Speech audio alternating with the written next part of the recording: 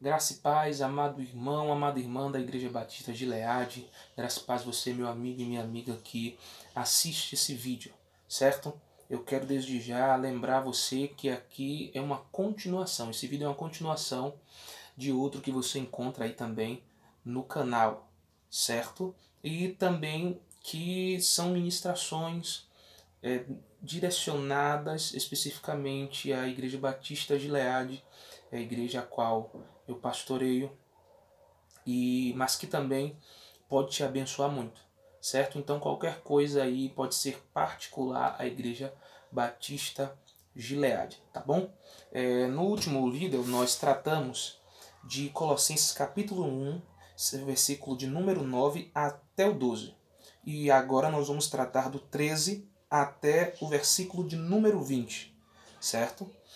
Nós terminamos o 12 com os seguintes versículos: dando graças ao Pai, que vos fez idôneos à parte que vos cabe da herança dos santos na luz.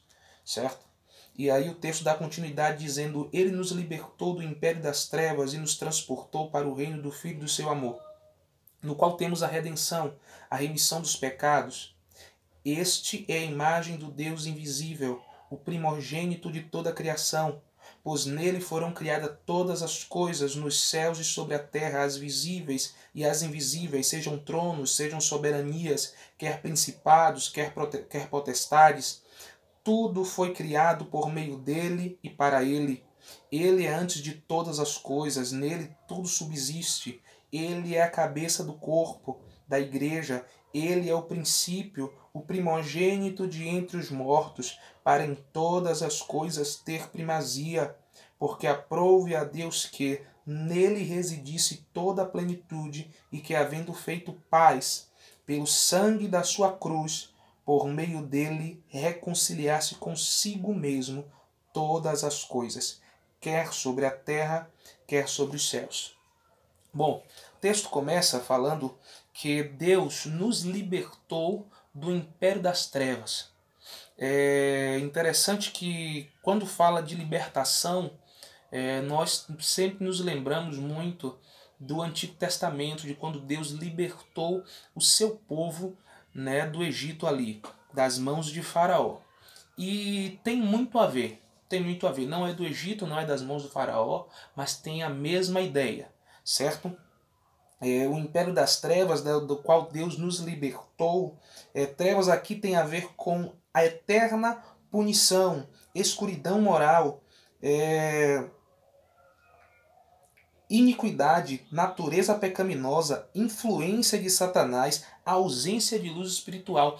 Ou seja, a ideia de Paulo é de que Deus nos livrou, nos libertou, nos arrancou com mão forte de toda a influência maligna, seja do mundo, né, do sistema, seja de Satanás ou do próprio pecado. Na verdade, de tudo isso, como ele vai dizer lá em Efésios capítulo de número 2, seu versículo de número 1 e versículo 2, aonde o apóstolo Paulo nos diz que outrora nós estávamos mortos, né, como mortos, e estávamos sujeitos, né, a pecado, ao mundo e a Satanás. Então é disso que Deus ele está nos livrando, é disso que ele está nos arrancando com mão forte, certo?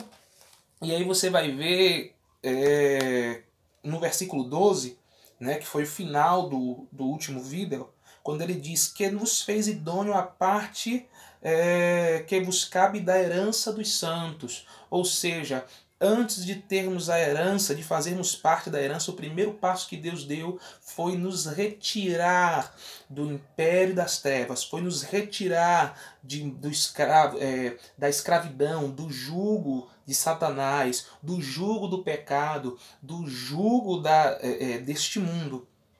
Então, meus irmãos, é complicado para mim entender certas coisas que nós ouvimos aí, como de que tem crente endemoniado, que crente precisa de culto de libertação e outras coisas mais. Nós somos um povo que foi liberto. Nós somos livres em Cristo Jesus. Deus nos fez isso e fez com mão forte. Deus nos livrou do império das trevas. E aí o apóstolo Paulo diz que ele nos transportou para o reino do Filho do seu amor.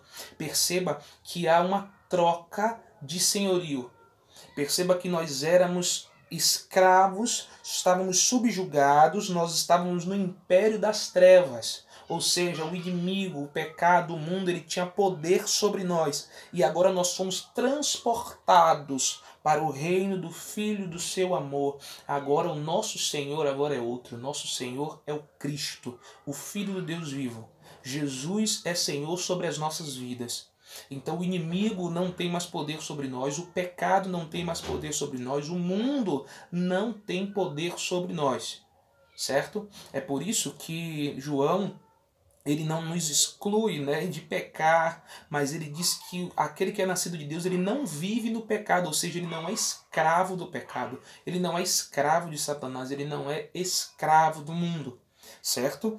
E aqui quando ele diz o Filho do seu amor, e é lógico que ele está falando de Cristo Jesus, né? O Filho de Deus, aquele que é amado. Jesus é o amado de Deus, porque nos evangelhos nós vemos quando Jesus ele é batizado e ele sai da água, então os evangelistas nos diz que se ouviu uma voz do céu que dizia: este é o meu Filho amado em quem eu me alegro.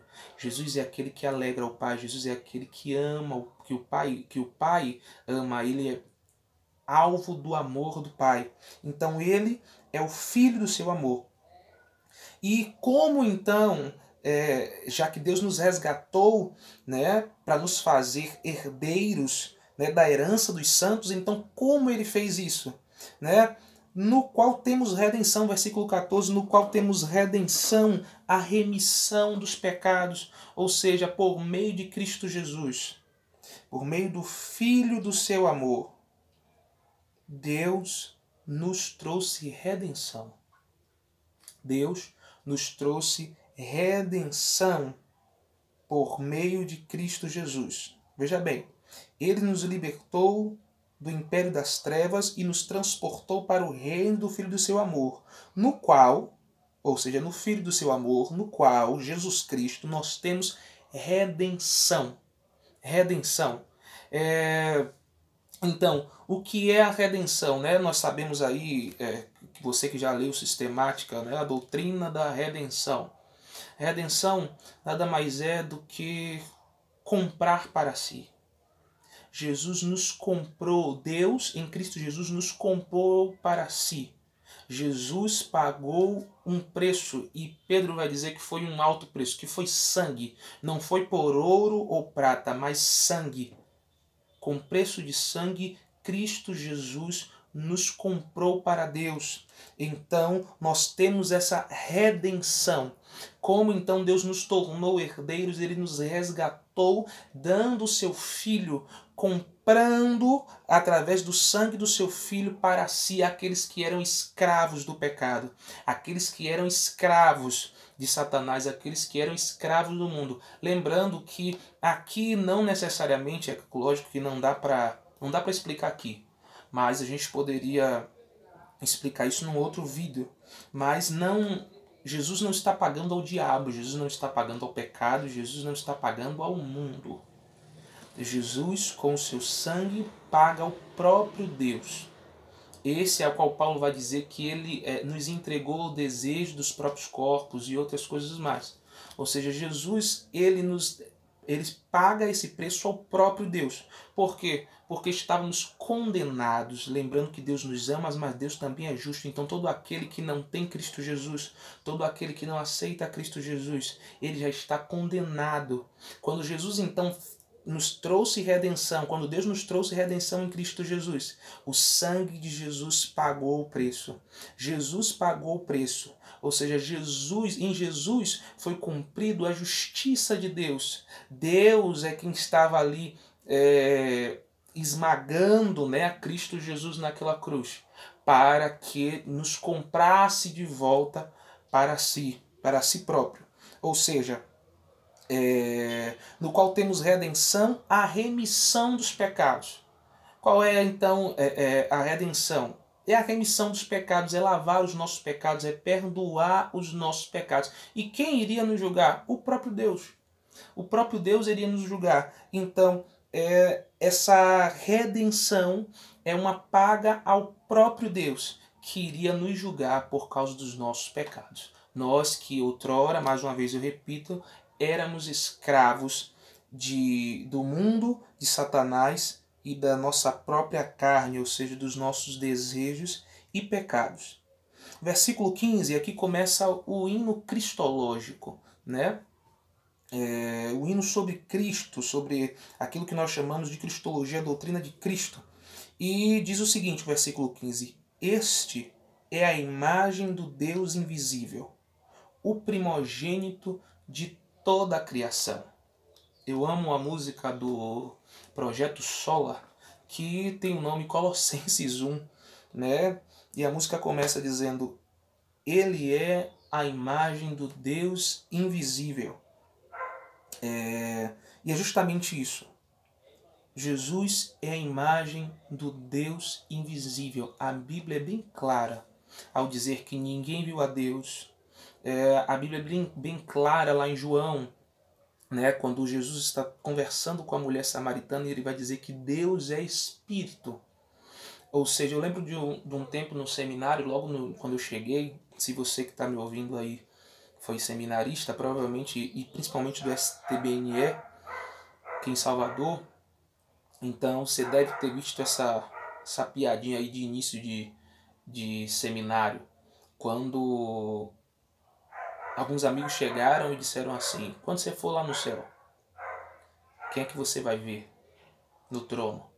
E aí eu disse assim: vou ver Deus, lógico, e tal. E aí eu lembro que não fizeram só comigo, fizeram com outros também, e eles traziam a mesma resposta, que Deus é Espírito, que a gente não iria ver Deus. Nós iríamos ver Cristo Jesus, né? Porque esse é o Deus encarnado, então nós podemos ver, porque Deus é Espírito, Deus é invisível. Mas voltando ao texto, quando o apóstolo Paulo diz: este é a imagem do Deus invisível, a gente se volta para João. Se eu não me engano, seu capítulo, acho que eu anotei aqui, deixa eu ver.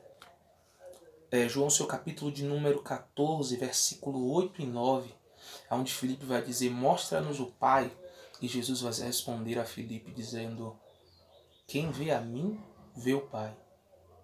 É justamente isso que o apóstolo Paulo está dizendo. Você quer ver a Deus? Olhe para Cristo Jesus. Ele é a imagem do Deus invisível. Nenhum homem viu a Deus, mas todo aquele que olha para Jesus está vendo o próprio Deus.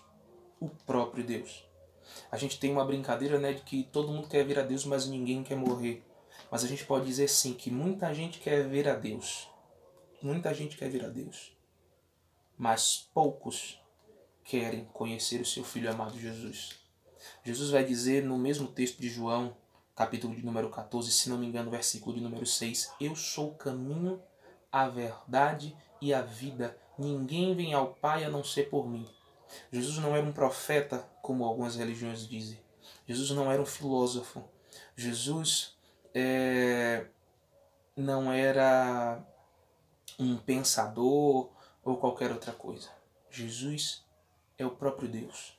Aquele que olha para Jesus está vendo o próprio Deus. Aquele que segue Jesus está seguindo o próprio Deus. Aquele que se achega a Jesus está se achegando no próprio Deus. Aquele que crê em Jesus está crendo no Deus invisível. Jesus é Deus encarnado. E o apóstolo Paulo, ainda no versículo 15, diz: o primogênito de toda a criação. Aqui é outro probleminha teológico, né? Posso dizer que de interpretação, algumas pessoas dizem que por causa disso aqui é uma doutrina também bem antiga, não é da nossa época não. Nós temos muito aí circulando na nossa época, mas é uma doutrina aí do primeiro século ainda, segundo século, aonde um rapazinho chamado Ário, ele vai dizer que Cristo foi criado. Cristo foi criado. Mas a ideia de Paulo no texto, quando ele diz o primogênito da criação, não é de que Jesus ele foi criado. A ideia no texto é de posição, em Jesus ser o primeiro. Jesus é o primeiro a ressuscitar. Jesus é o cabeça da igreja, nós vamos ver isso nesse mesmo texto. Jesus é o cabeça da igreja. Jesus é o herdeiro principal. Só para a gente lembrar, a gente lembra que nós reinaremos com Cristo. Mas quem é o rei? Cristo Jesus. Então a ideia é de primazia, Jesus é o primeiro, e não que Jesus foi criado, até porque nós acabamos então falhando no restante do texto, nós vamos ver isso aí. Mas a ideia é primazia, Jesus é o primeiro, primogênito, a ideia de primeiro. Jesus é aquele que tem a preeminência, certo? Antes de todo homem. Essa ideia de Jesus ser primeiro, ela é fundamental. E aí quando eu falei da nossa época, por quê? Outro dia apareceu um pregador dizendo que nós somos iguais a Jesus. E a ideia dele era de que não há diferença nenhuma de nós para Jesus. Jesus é o primogênito. Jesus é o primeiro. Jesus é único. Como já dissemos atrás, Jesus é o próprio Deus. E nós não somos Deus. Certo? Então, é apenas uma questão de interpretação. E você vai ver que isso vai nos ajudar no restante do texto. No versículo 16 ele diz assim: pois nele, ou seja, em Jesus, foram criadas todas as coisas, nos céus e sobre a terra, as visíveis e as invisíveis, sejam tronos, sejam soberanias, quer principados e quer potestades. Tudo foi criado por meio dele. É interessante, nós falamos no último vídeo que a carta ela foi escrita principalmente para direcionar os irmãos ali da igreja de Colossos, porque heresias estavam surgindo no seio da igreja. Quando a gente vai nos capítulos finais, nós vamos ver que uma dessas heresias era um culto a anjos, né, a seres angelicais. E aí você entende o porquê Paulo está dizendo aqui de que pois nele foram criadas todas as coisas. E no final do versículo ele diz, quer principados e quer potestades. Provavelmente pensando nesses anjos, no culto aos anjos que os efésios estão sendo instruídos a fazer, ou os colossenses, perdão, estão sendo instruídos a fazer. Então, essa ideia de que Cristo criou todas as coisas. Nós cremos em anjos. Né? Anjos são espíritos ministradores, como já disse, se não me engano, a carta aos Hebreus. Mas nós não os cultuamos, nós cultuamos aquele que tudo criou, nós cultuamos a Deus, nós cultuamos a Cristo Jesus, porque Ele é Senhor. Mas os anjos não. São servos de Deus, são servos de Cristo Jesus, assim como nós somos. Né? E também nos mostra Cristo como Criador, né? Aquele que criou, pois neles foram criadas todas as coisas. Versículo 17, Ele é antes de todas as coisas, nele tudo subsiste. Veja agora o que eu disse, que não dá para conciliar como Jesus sendo criado. Ele é antes de todas as coisas. A ideia aqui é que Jesus sempre existiu. Ele sempre existiu. Ele foi quem criou, ele não foi criado. Nele tudo subsiste. Ele não subsiste por causa de alguém. Nele tudo subsiste. Se ele é o próprio Deus, nele tudo subsiste. Como o próprio apóstolo Paulo diz, ele sustenta, né, todo ser humano, ele sustenta toda a criação, ele é o sustento de tudo. Nele tudo subsiste. Ele é o cabeça do corpo, da igreja. Ele é o princípio. Veja agora ele trazendo a ideia de lugar, né? Não de Jesus ser criado. Ele é o princípio, o primogênito entre os mortos, para em todas as coisas ter primazia. Ele é a cabeça do corpo da igreja, ele é o princípio, o primogênito entre os mortos, para em todas as coisas ter primazia. Para em todas as coisas ser o primeiro. Jesus é Senhor da igreja, ele é o cabeça da igreja. Jesus é o primeiro dos mortos, para que em tudo ele seja primazia, para que em tudo ele seja primeiro, certo? E no versículo 19 diz: porque aprove a Deus que nele residisse toda a plenitude. Quem nos ajuda a entender esse texto é o próprio apóstolo Paulo, em Colossenses 2,9, no qual ele diz: portanto, nele habita corporalmente toda a plenitude da divindade. Ou seja, um resumo de tudo isso é, mais uma vez dizendo, ele é o próprio Deus. Em Cristo Jesus, homem, habita o próprio Deus plenamente. Plenamente. Porque aprove a Deus que nele, em Cristo Jesus, no corpo de Cristo Jesus, residisse toda a plenitude, como disse o apóstolo Paulo no capítulo 2, versículo 9, toda a plenitude da divindade. E que, havendo feito a paz pelo seu sangue, pelo sangue da cruz, por meio dele, reconciliasse consigo mesmo todas as coisas, quer sobre a terra, quer nos céus.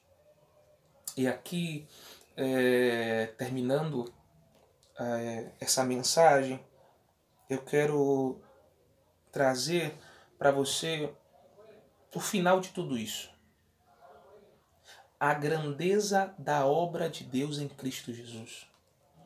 Reconciliar consigo não só eu e você, mas todas as coisas, quer terrena, quer celestial. Não só homens estão sendo reconciliados a Cristo Jesus, ou a Deus, por meio de Cristo Jesus. Mas no final, tudo será novo. No final, não só os homens, mas também a criação, toda a criação, ela está sendo reconciliada consigo mesmo. Deus está reconciliando tudo consigo mesmo por meio de Cristo Jesus. Ou seja, nós vimos aí como o Senhor nos fez participantes dessa herança dos santos. Nós vimos a grandeza de Cristo Jesus e nós vimos a grandeza da obra de Deus por meio de Cristo Jesus. Com isso eu quero te convidar a fazer parte dessa grande obra. Quero te convidar a fazer parte como? Dando ouvido à palavra de Deus. Quero te convidar a fazer parte dessa grande obra como? Crendo que Cristo Jesus é o Filho de Deus, que Cristo Jesus é o próprio Deus. Lembre do que nós falamos sobre que aquele que quer ir a Deus, ele precisa ir a Cristo Jesus, porque esse é a imagem do Deus invisível. Então, se você quer fazer parte da herança dos santos, se você quer fazer parte dessa grande obra de reconciliação da criação para com Deus, eu te convido a dar crédito a essas palavras, a palavra de Deus, e crer em Cristo Jesus, e se render a Cristo Jesus, se render à verdade das Escrituras, se render à verdade de Deus. Jesus disse: eu sou o caminho, a verdade e a vida. Trazer tudo novo, trazer para você nova vida. Lembrando de João 3, da conversa com Nicodemos, necessário vos é nascer de novo. Então eu quero te convidar a crer, pela graça do Espírito Santo de Deus, crer nessa mensagem, crer nessa palavra e fazer parte de toda essa grande obra de reconciliação. Amém? Eu queria agora orar com você, meu irmão e minha irmã, para que o Senhor assim abra os nossos olhos para a grandeza de Cristo Jesus, para que o Senhor suscite em nosso coração dar graças a Ele por toda essa grande obra em que Ele, por sua misericórdia divina, nos enxertou nessa grande obra de reconciliação. Amém? Vamos orar ao Senhor. Santo Deus e excelentíssimo Pai que estás nos céus. Senhor, queremos agora te dar graças, Senhor, pela tua palavra, que é espírito e vida, que é viva e eficaz, Senhor. Senhor, nós queremos te pedir, ó Deus, que abra os nossos olhos através do teu Santo Espírito para compreender essa grande obra que o Senhor fez e continua a fazer em Cristo Jesus, Senhor. Ó Deus, que o Senhor abra os nossos olhos para reconhecer o teu Filho como a imagem do Deus invisível, como o próprio Deus. Senhor, que o Senhor abra os nossos olhos para que possamos fazer parte dessa herança dos santos na luz que o apóstolo Paulo diz, Senhor. Senhor, em nome de Jesus, que o Senhor nos ajude e nos dê força para andar, para viver conforme essas verdades. Obrigado pela tua palavra, Senhor. Obrigado, Senhor, pela iluminação do teu Santo Espírito nas nossas mentes. Continua a abençoar o teu povo, continua a abençoar a tua igreja. Senhor, continua a nos guardar, Senhor. Nos livra, Senhor, de todo este mal que tem acontecido. Senhor, eu quero aproveitar essa oportunidade e entregar, Senhor, em tuas mãos essas pessoas, Senhor, que têm sido infectadas por esse vírus, Senhor. Eu quero entregar em tuas mãos e pedir a tua proteção, Senhor, para aqueles que têm trabalhado, Senhor, enfermeiros, médicos, aqueles que estão na limpeza, os nossos governantes, Senhor. Senhor, eu quero, Senhor, orar pela tua igreja, pelo teu povo, que não tem parado de clamar, Senhor, a ti, para que o Senhor possa estar assim, direcionando, Senhor, as nossas autoridades em meio a todo esse caos, Senhor. Toma o teu povo, toma os nossos governantes, toma aqueles que têm trabalhado, Senhor, contra essa pandemia, Senhor. E continua a fortalecer a nossa fé em Ti, de que és soberano e de que continuas no controle de todas as coisas, Santo Deus. Obrigado por tudo, Senhor, por tudo. Então, meus irmãos, é isso. Logo mais nós estaremos aqui dando provavelmente continuidade ao texto. A minha ideia é dar continuidade ao texto e refletindo ainda mais sobre a palavra de Deus. Amém? Que Deus te abençoe, que Deus te guarde. Um beijo no coração. Muito obrigado.